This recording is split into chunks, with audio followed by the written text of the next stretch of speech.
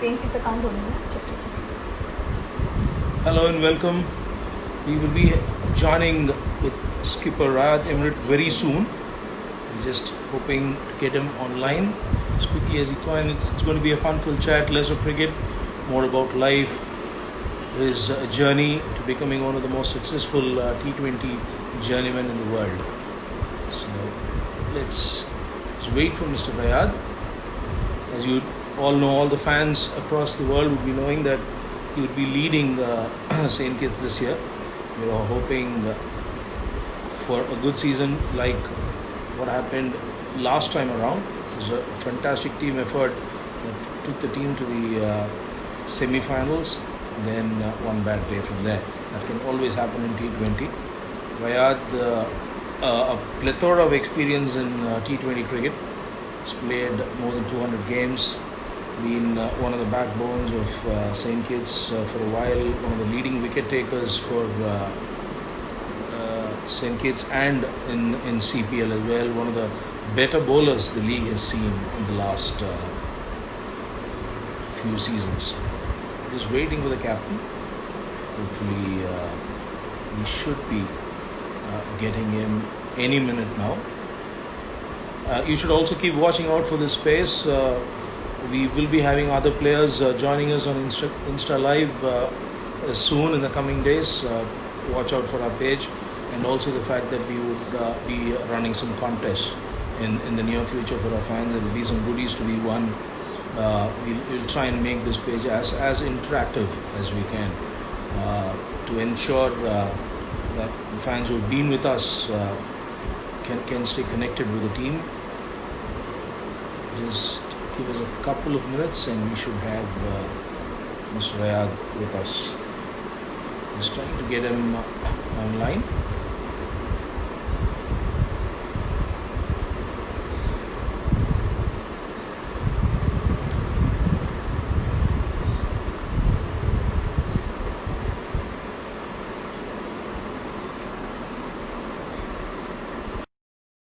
Just joined us.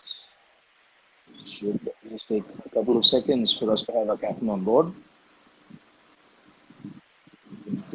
Hi, Rayad. Hi, how are you? Good, Rayad. And welcome. As captain, you'll be leading from the front. This will be our first live session for the season, and it's a real privilege to have you here with us. And I was just telling the fans that it's just a start and one program where we would like to give the fans as much back as we can because they keep supporting us throughout the year, and it's fantastic to have you. How's the lock? I mean, how's this whole situation been treating you? How are you keeping yourself busy? Thanks for having me again. It's a bit easier now. We've sort of eased into more of a reality now. We're back to a bit of a normality now. At the beginning of it, it was I've never dreamt to be in a situation like this, where to live to see something like this. But it's something that we can't control. We just have to respect the authorities and do what we have to keep safe. We in Trinidad and the Caribbean, we wasn't hit as badly as the rest of the world. We thank God for that. But we still have to be wary of the second phase, as they say. So we're back to a bit of normality now. I've been training a lot, doing my stuff at home. I haven't been out in the middle for quite some while, over 2 months. So just hoping that those restrictions can lift and get back out in the middle doing my stuff. Rayad, I just wanted to pick your brain on something which will help a lot of youngsters who will be listening to this, or probably will be listening to this a little later as well. A lot of pundits have been talking about the importance of players staying physically fit. But how are professional athletes going to manage the mental part of it and the skill part of it? Because you all play at the highest level. You all play at a highly competitive level. How difficult is that part going to be, say, after 2 months? It's definitely going to be challenging. There's if you ask the great players in the world, there's no better practice than match practice. And, for a lot of players around the world now, haven't been getting a lot of match practice. So it's going to be quite difficult to get back onto the field and to perform at the optimum quickly. So it is challenging. Mentally, you can go crazy because you just, you just here sitting around hoping. You don't know when things are going to change, when things are going to come back to normality. So it's very difficult. But we try to stay sane by doing what we can. Staying fit is probably one of the most important things. So when you get back out on the field, it's just to do your skills, and you don't have to focus on getting fit and doing your skills. So I think it's a positive in a way that you get to do your fitness work at this time, and then when you get back out in the field, it's just sharpening up your skills. But again, match practice is the best practice that you can get. True. And now we're going to go back a couple of decades, probably even 3 decades, Rayad. Uh, I always wanted to ask this too. I mean, every West Indian cricketer I've met, even as a reporter, this used to be my first question. Growing up in the 80s and 90s, late 70s to say the mid 90s, uh, I mean, you guys were in the pinnacle of cricket. And even if you ask an Australian, an Englishman, or an Indian, they will always say their second favorite team from their home team is always the West Indies. We loved the way you guys played your cricket. And also the fact you played it fair, you played it hard, and you always won for those 15, 20 years. Growing up, Yeah. can you just talk? I mean, Trinidad, one of the hubs of West Indian cricket. Can you just talk about your childhood and how that success of the West Indies team inspired a whole generation?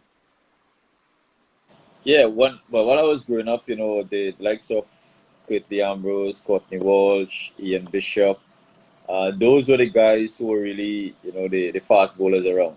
Um, I haven't seen much of Saviv, but I saw some of Richie Richardson. I saw a lot of Brian Lara while growing up.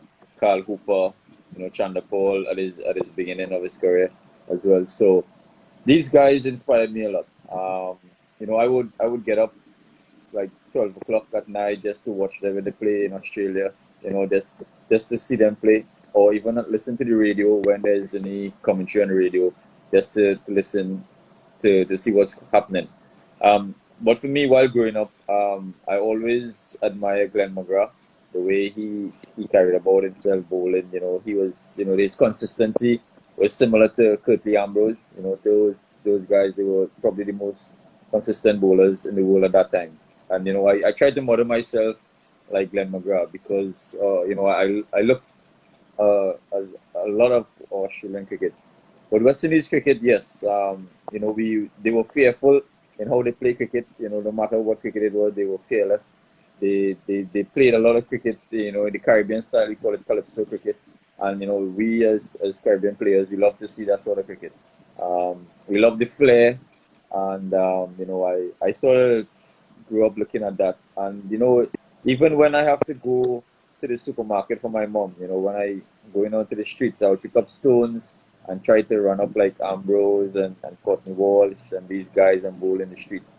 Going to the supermarket and coming back. I try to do that as much as I can. So it's a bit different now growing up and back then, seeing these guys on TV. I think the passion for cricket at that time was more than now. You follow soccer, right? Yeah, yeah, Do I you do. follow I do. soccer? Okay. Well, I just wanted to ask you this. Brazil for football and West Indies for cricket. The passion made them worldwide champions. I mean, whether you win or lose, everyone around the world liked you. And there used to be a saying that every kid's first birthday, be boy or girl, the gift from the entire neighborhood was a football. How is the island scene? I mean, how is the island cricket scene? How much is there? I mean, I've read some of the greats like say Sela James and others write about the whole island scene and how the whole island used to get around a youngster if he's talented. They'll give him all possible support. It used to be like a well-knit community that develops a cricketer. How far is that correct? It is correct. As soon as they see the talent, everyone will try to help out as much as they can. Um, I think it's changed a bit now. Um, from when I was growing up, if someone sees you and you can play cricket, they'll try to motivate you as much as they can. try to give you everything that they can to support you to reach the next level. Now it's a bit different because um, there's there isn't that much I shouldn't say there isn't much interest as when I was growing up. But the youngsters now they're not as passionate as before. Yes, there's a lot of T20 cricket. They love T20 cricket. Everybody knows T20 cricket is exciting. But when I was growing up, I never had T20 cricket. So the passion I had for Test cricket and 50 over cricket, they don't have that passion now. And I still think Test cricket, there is a lot to learn from that to be a professional cricketer. And I mean, even one fan has chipped in with a very pertinent question. Softball cricket, beach cricket, rubber ball cricket in the beaches. That has sort of made West Indies, I mean, always played with the flyer, but now all the more reason for the crowds to enjoy T20 cricket because West Indies generally play the game that way, very, very hard attacking style of cricket. Is that upbringing is going to actually help them more now than it used to? Yeah, the softball cricket in the Caribbean is get well in. I know for a fact in Trinidad it's very big, it's huge, and it's getting bigger in the Caribbean now. Lendell Simmons, Kyron Pollard, Dwayne Bravo, myself, um, Sunil, all of us played. So we grew up on softball cricket. I started off playing softball cricket. My dad, he had a wind ball team, and that's how I Okay. started playing cricket. So, we all played softball cricket. We started off, and, I think that's why a lot of people say that is why Trinidad and Tobago had such a good T20 team because we played a lot of softball cricket and it's similar to T20 cricket. Uh, well, once you graduated, once you got out of school, that is a time when kids take a decision or the family takes a decision along with the kid on whether you're going to go professional. Uh, can you talk us through that phase? How important was the family support, and what happened in your case, going on to become one of the most touted T20 players around the world? Yeah, I when I finished school, I had the opportunity to go to England to play for a club in England called Ashington Cricket Club. Um, my mom obviously wanted me to go back to school, and Okay, I was I always wanted to go to England to play cricket. So okay, they decided to send me to England. She wasn't happy. My dad was obviously happy, and I got the opportunity to go there. I had a season at Ashington, a very successful season. And but my first month in Ashington it wasn't the best of times. I cried myself to sleep most of the times because it was always rainy. The pitches okay, were horrible. I thought they're never okay, gonna have a summer. I had okay. one phone call a week back home. I had to write letters. That's how I communicate most of the time. So, I asked my mom to come back home, and she was like, "No, you choose this. This is what you wanted, so you have to stay there." So so it was tough at the beginning, but it worked out well for me, and I enjoyed that. I was back in England for 5 or 6 years straight playing competitive cricket in England. But that's what a lot of professionals keep saying. Nothing develops you as a cricketer than a wet summer in England. Or Yeah, is that true? No it's cricket in England can actually harden you more than actually playing the game. it's 100% correct. 100% correct. If you can survive that, then you're definitely gonna become a good cricketer. Okay, now that you graduated from going to England, coming back, becoming a professional, going on to play for the country. Tell us your experience playing against India in India in 2007. How was that? And how did you find India? You have a lot of fans here. Saint Kitts, the team is followed by lots and lots of people here. You have a lot of fan base here in India. Uh, you have to tell me how was that experience and how different was it from whatever you saw across the world? My first time coming to India, I was amazed of how much I only hear about it, you read about it, but just being there, it's totally different. The atmosphere, when you get on the team bus, when you come out of the hotels, if you go to the malls, the kind of support, the first time I went to the shopping mall, I didn't even play a game, and the amount of people that knew me, it was Yeah. unbelievable. And their passion for cricket, it's unbelievable. It's something that you have to really be there in that environment to know what I'm speaking about. And they show how much they love the athletes and the respect they have for people who really represent their country and who come to their country. So India is very close to my heart, and I enjoy playing cricket there, and hopefully I can get to come back there soon. But playing in India against that India team, we knew it was going to be difficult. I personally know it is going to be difficult. I never expected to play, in front of 50,000 people. So when I got there, it was something that just jumped on me. I couldn't believe that I was going to play in front of so much people. So I think I had a lot of butterflies playing there, and I thought if I had known what I know now in playing then, I probably would have played a lot more international games. But that's how it goes.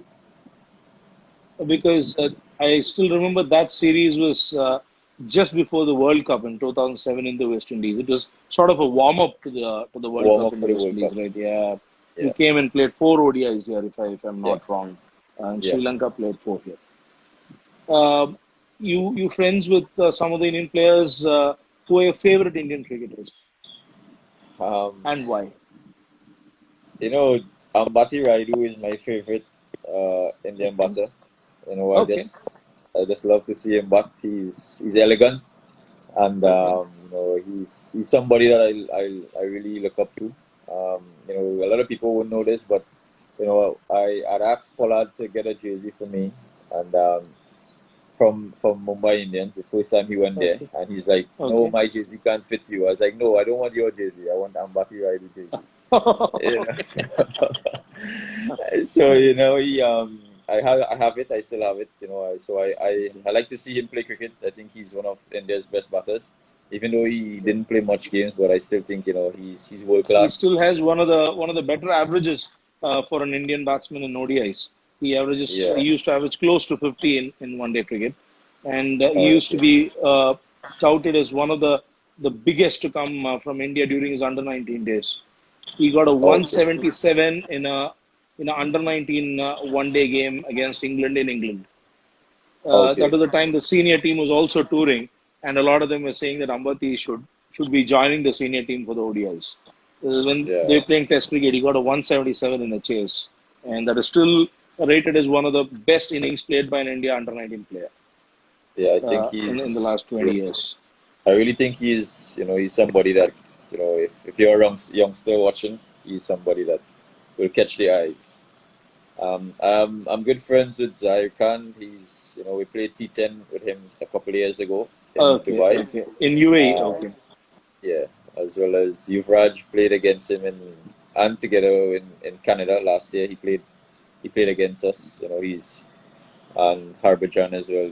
Really really good guys. So how did you what did you pick from Zahir? What was it all technical, or was it evening shopping? What how was it with Zahir in the UAE? He's actually a very fun guy He's to be so with.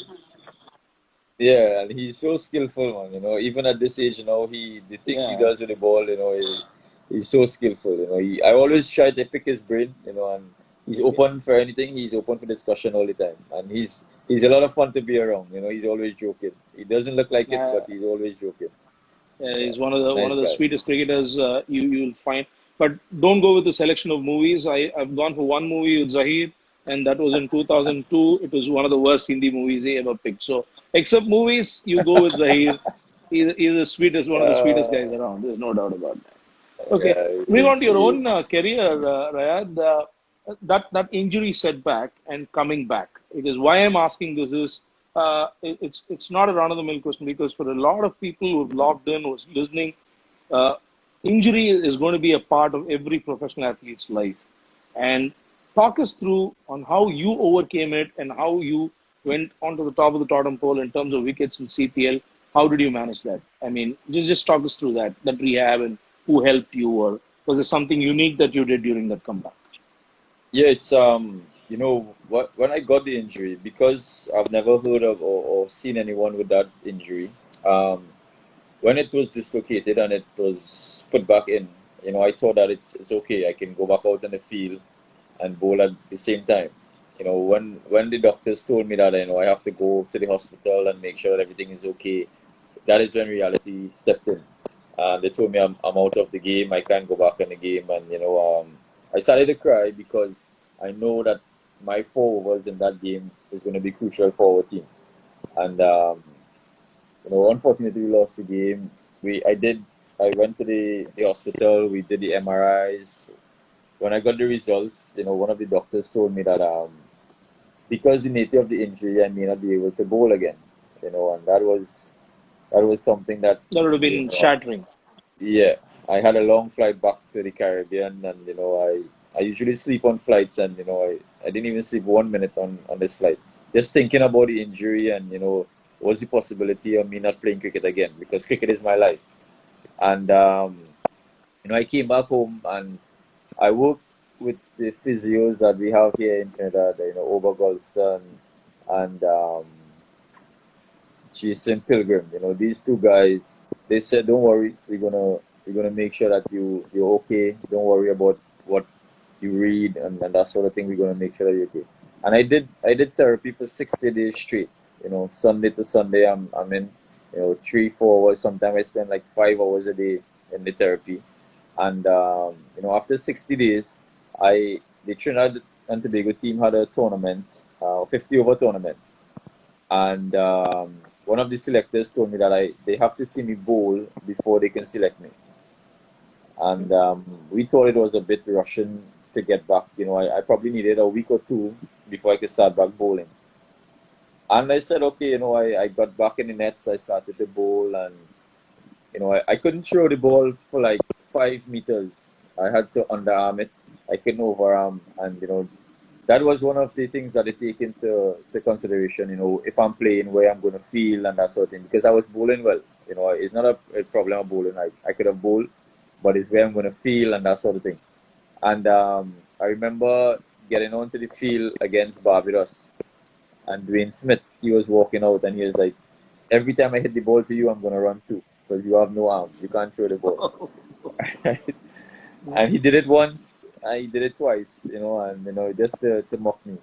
So, I started feeling a bit, if I should be here and that sort of thing. But, during that 60 days, I prayed a lot. There's a lot of sleepless nights. My wife as well, she keep telling me, "Don't worry, everything is going to be okay.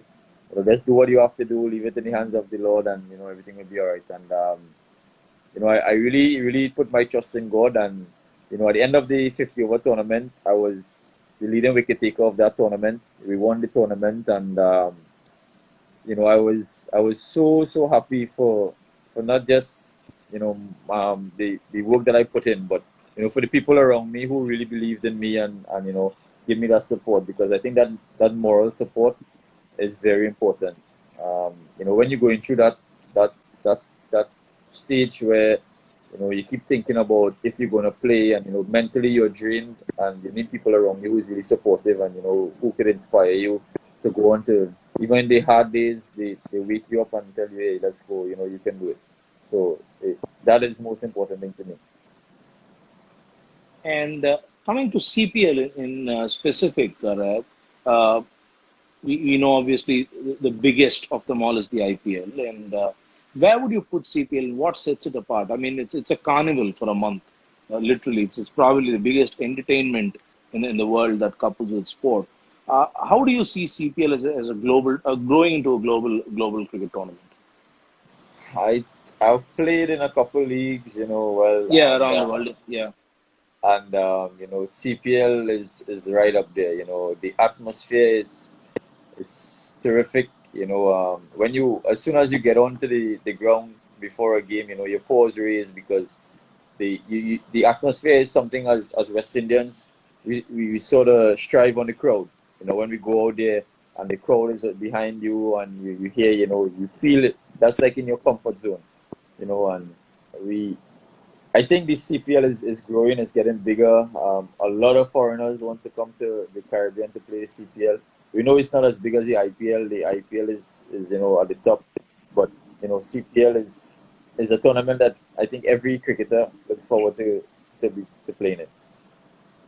And I mean, now the crowd does set it apart. Do you think that it plays as big a role in T20 cricket, like say in soccer?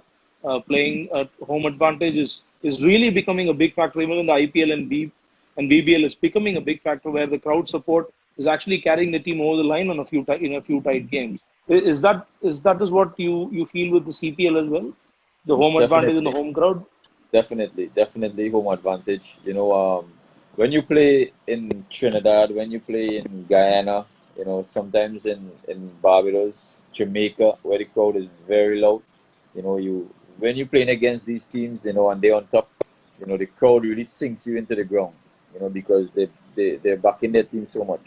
And for I think for the first time last year, where we played in St. Kitts, and we chased big scores twice, over 200 twice. We chased down 220 against Trinidad and 240 against Jamaica. And during the innings, you could feel the crowd, right there, support. That 12th man is really important. And for a small island like St. Kitts, for so much people to come out and watch us and for us to chase, it was really good. And I know for a fact that the guys, they were happy because of that 12th man in the crowd. I'm sure St. Kitts is also highly followed and highly appreciated among the six teams, and I'm sure the home support, there'll be no death of home support for you. No. Moving apart, we'll move to slightly more fun segments now. Uh, I will name six cricketers. I've just picked six West Indian cricketers. I just want you to describe them and say a word or a sentence max. You might have played with them, you might have not played with them. Are you game? Sure. Is it all? Okay. We'll start with Viv Richards. Master Blaster. Curtly Ambrose. Kurtley is he's similar to Zaire. He's so much fun to be around. He's a bit of a clown sometimes. Okay. Courtney Walsh. He is more laid back. He's not as outgoing as Kurtley, but he's laid back and he shares a lot of knowledge. But he is, he's somebody that you respect a lot because of his nature.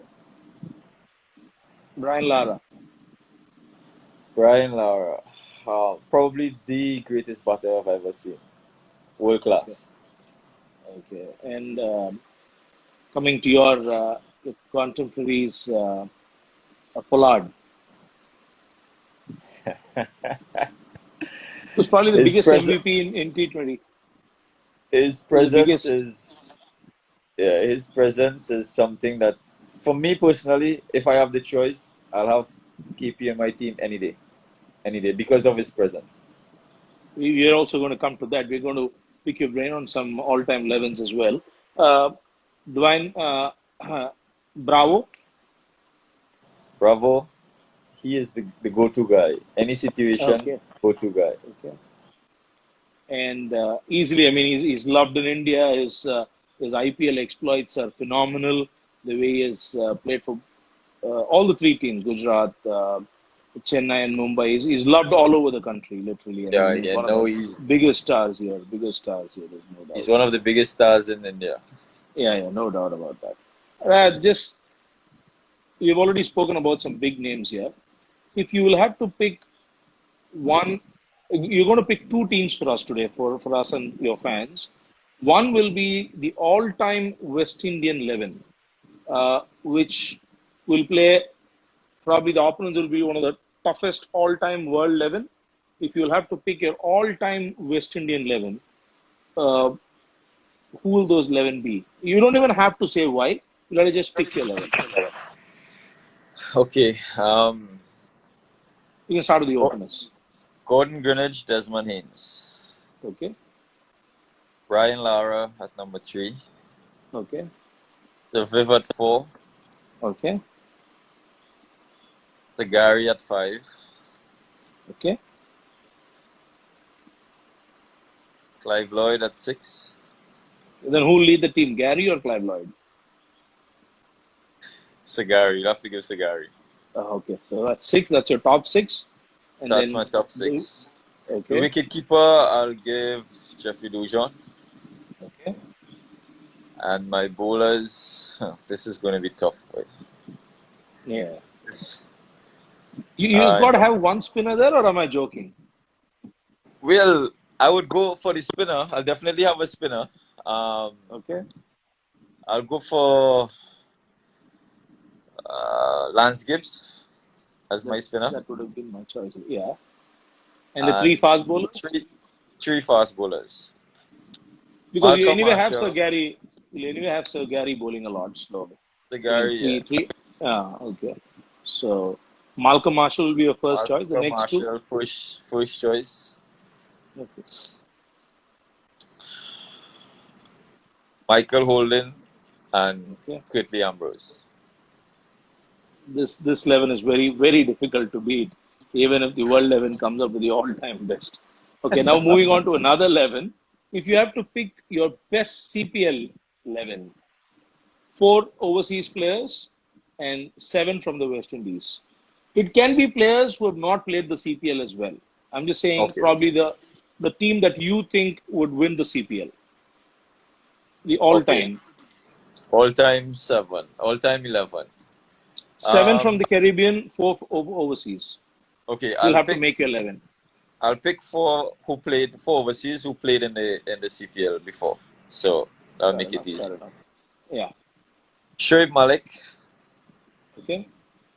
So we can actually start from the openers, so it will make your job easier. Okay. Openers, Yeah. Chris Gayle and Lendl Simmons. Okay. Number 3, Shoaib Malik. Okay. Number 4, Kyron Pollard. Okay. Number 5. We got one overseas so far. Number 5. I'll go with. This is tough, boy. AB at 5. AB or Morgan? AB. Let's go with AB or AB. Morgan. Okay. AB at 5. Okay. AB at 5. 5. Okay. Yeah. Russell at 6. Okay.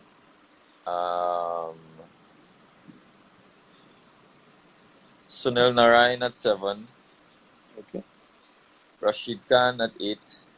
So we have already filled 3 overseas slots. We have one Yeah. more in the last 3. Dwayne Bravo. Okay. That makes it 9. 9. I'll have Sohail Tanvir as my swing bowler. Okay. Good choice. And Rayad Emrit at 11. Okay. that's a difficult 11 to beat, no doubt. And among all the teammates, you just have to say the first name that comes to your mind. Best taste in music.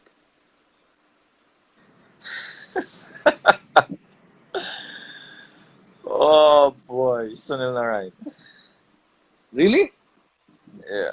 Worst taste in music. Akil Hussain. Okay. And of course, athletes, cricketers today don't share rooms anymore. But No. if you are forced to share, whom would you say I will never share rooms with? Who's that one cricketer whom you would say I will not share room? Nicholas Puran. Puran. Okay, why? He's the most untidiest person in the world. He don't keep his room clean. Okay. I never want to share a room with him. And who, in case hypothetical, who will be your best roommate? Lendl Simmons. He's a cleanliness freak then. Yeah, and he's easy. He and Sunil Narayan, top of the list.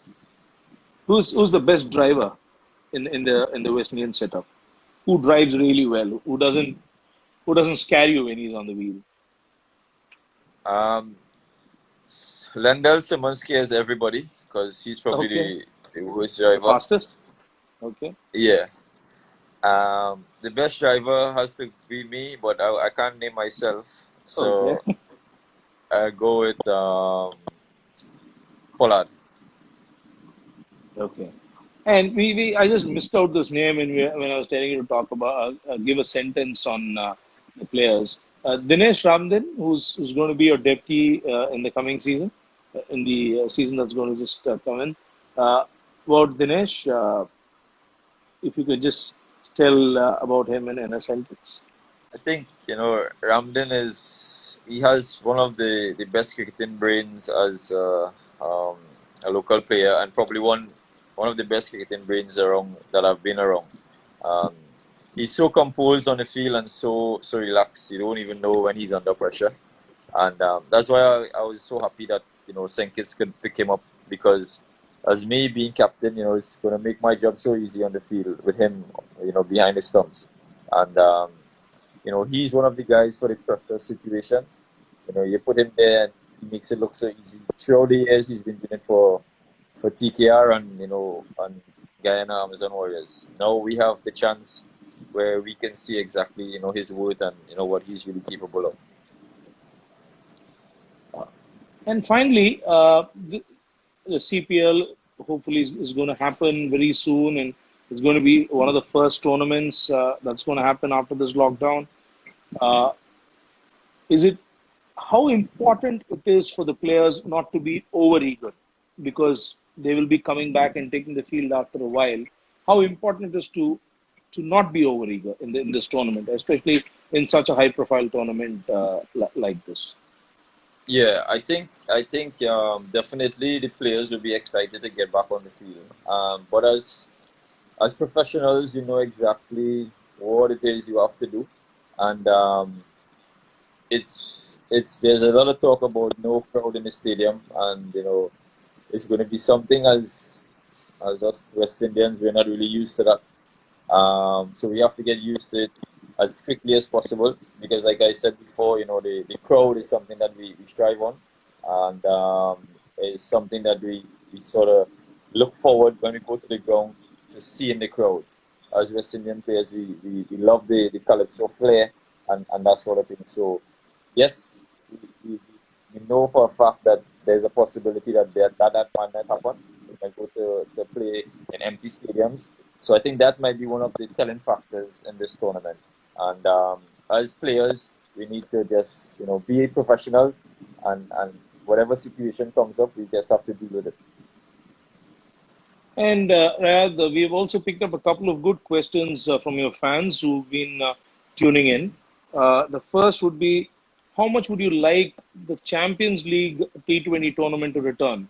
Will that give more perspective? Because this is a question even I wanted to ask.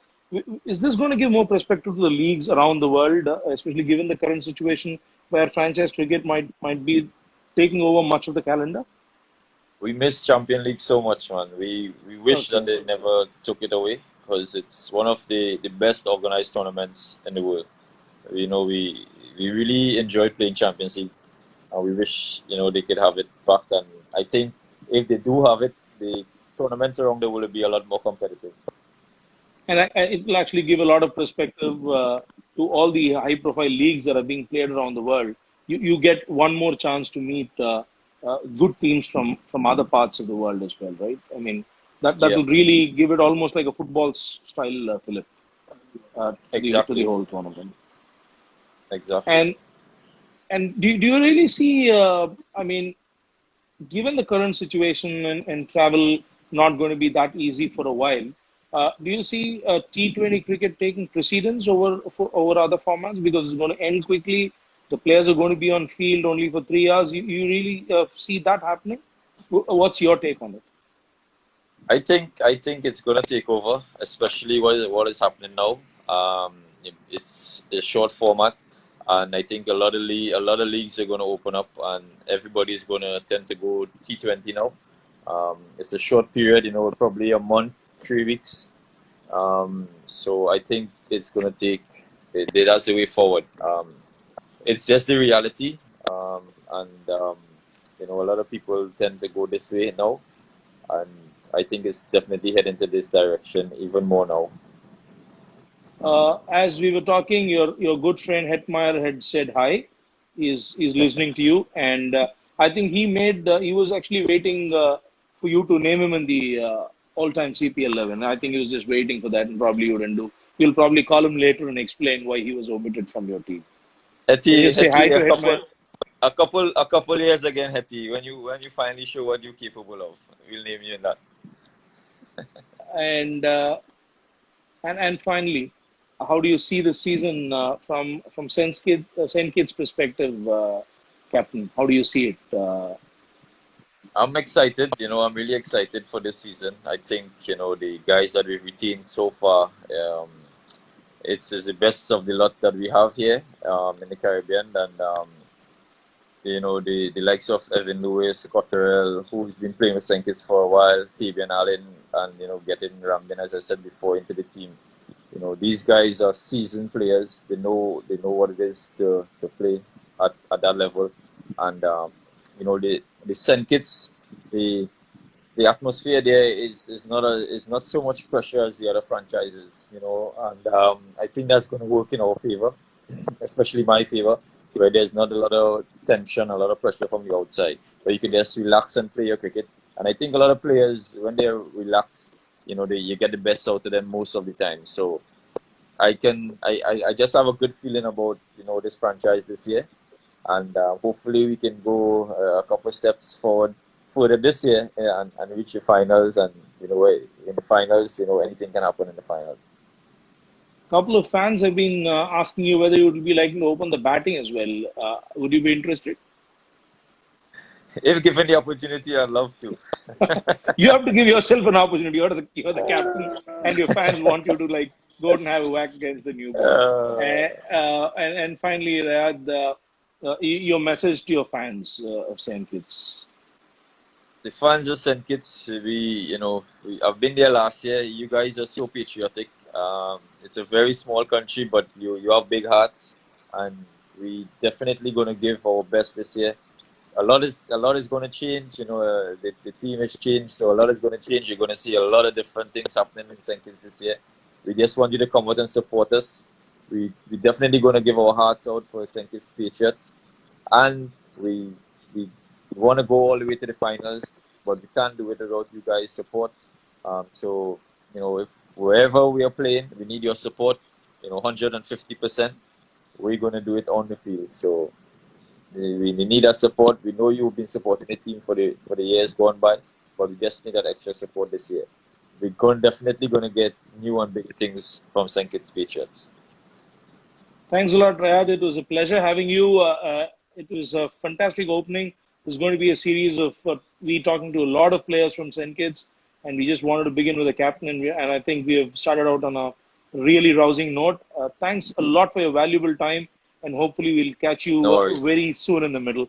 It was a pleasure, Rayad. Thanks a lot. Thanks a lot. Thanks for having me, man. Take care. Thank you. Pleasure is ours. Thank you.